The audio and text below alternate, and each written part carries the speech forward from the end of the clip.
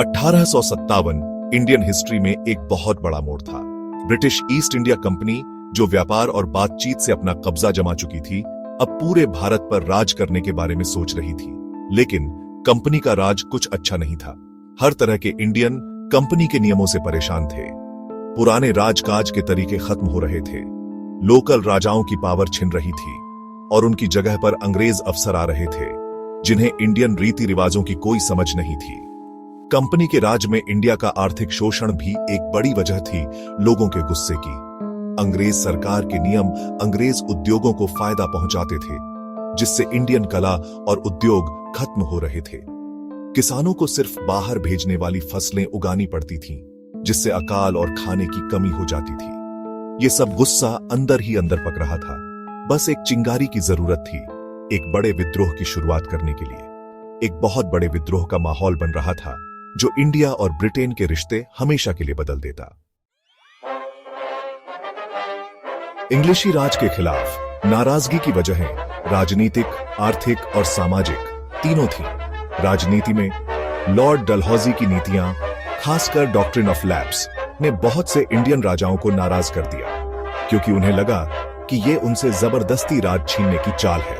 इस नीति से अंग्रेज उन राज्यों पर कब्जा कर लेते थे जिनके राजाओं का कोई बेटा नहीं होता था, भले ही उन्होंने हिंदू रीति रिवाजों से बेटा गोद लिया हो। आर्थिक रूप से इंडियन संसाधनों का शोषण और पुराने उद्योगों को खत्म करना लोगों के लिए बहुत मुश्किल पैदा कर रहा था। किसानों पर ज्यादा टैक्स लगाए जाते थे और उन्हें खाने की बजाय नील और अफीम उगानी पड़ती थी। इससे गरीबी और कर्ज बढ़ा और इंग्लिशों के खिलाफ गुस्सा और भड़का। सामाजिक तौर पर अंग्रेज सरकार की पश्चिमी आदतें और रीति रिवाज थोपने की कोशिशों का विरोध हुआ। एनफील्ड राइफल, जिसके बारे में कहा गया कि उसकी कारतूस पर जानवरों की चर्बी लगी है, विद्रोह की तुरंत शुरुआत की वजह बनी। सैनिकों को कारतूस मुंह से खोलने पड़ते थे, जिसे हिंदू और मुस्लिम दोनों ने अपने धर्म के खिलाफ माना, क्योंकि गाय और सुअर की चर्बी दोनों ही धर्मों में पवित्र नहीं मानी जाती। एनफील्ड राइफल की यह घटना भले ही छोटी लगती हो, पर यह विद्रोह की चिंगारी बन गई। इसने उस गुस्से को हवा दे दी जो सालों से दबा हुआ था।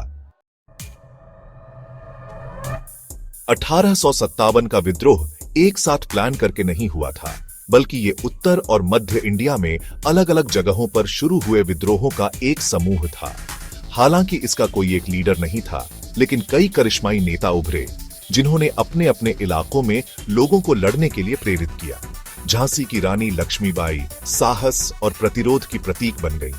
उन्होंने अपना राज्य इंग्लिशों को देने से इनकार कर दिया और अपनी सेना का नेतृत्व करते हुए युद्ध में असाधारण बहादुरी और सैन्य कौशल दिखाया।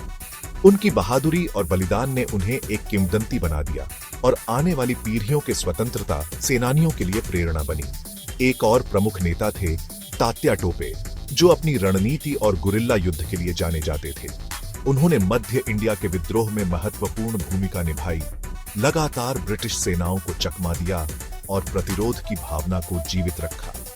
ये नेता और अनगिनत दूसरे लोग, जिन्होंने शक्तिशाली ब्रिटिश साम्राज्य के खिलाफ बहादुरी से लड़ाई लड़ी, उन्होंने 1857 की भावना को जीवित रखा। उनके साहस, बलिदान और स्वतंत्रता के लिए अटूट प्रतिबद्धता ने भारत की आजादी की लड़ाई पर एक अमिट छाप छोड़ी।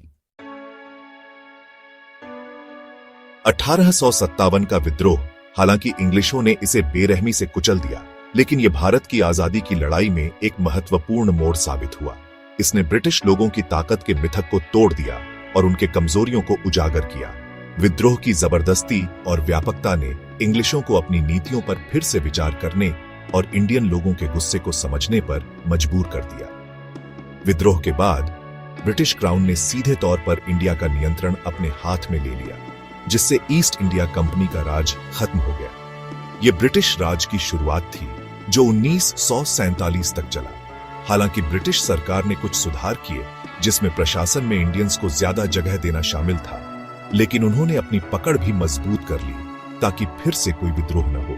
हालांकि 1857 में बोए गए राष्ट्रवाद के बीज बढ़ते रहे। विद्रोह की यादें कहानियों और गीतों के जरिए जिंदा रहीं और ये औपनिवेशिक शासन के अन्याय की याद दिलाती रहीं और आत्मनिर्णय की इच्छा को बढ़ावा देती रही। इसने इंडियन नेताओं की एक नई पीढ़ी को प्रेरित किया, जो 20वीं सदी में देश को आजादी की ओर ले गए। 1857 का विद्रोह भले ही ब्रिटिश शासन को उखाड़ फेंकने में असफल रहा, पर यह आजादी की तरफ भारत के सफर का एक जरूरी मोड़ था। इसने एक संयुक्त राष्ट्रीय चेतना की शुरुआत की और उस जन आंदोलन की नींव रखी जिसने अंततः इंडिया को आजाद कराया।